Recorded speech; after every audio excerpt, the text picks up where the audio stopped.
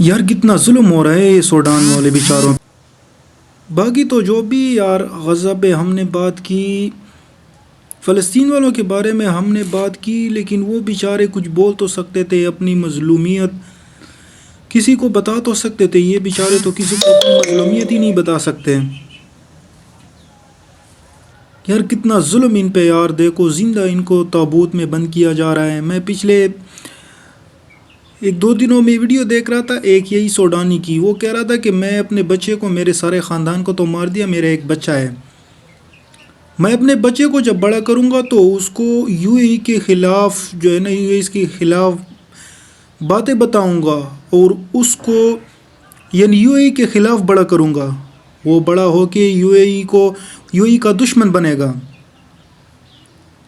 ایک ماں کے ساتھ، ایک بچے کے سامنے جب اس کی ماں مر رہی ہو تو وہ بڑا ہو کے کیا بنے گا؟ ہم نے خود سے ان کو دہشت گرد سمجھا ہوا ہے، خود سے ان کو سب کچھ بنایا ہوا ہے.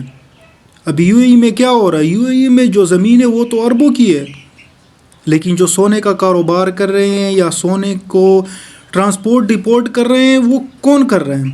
وہ اسرائیل اور امریکہ ہی کے بڑے بڑے وہاں پہ بزنسز ہیں.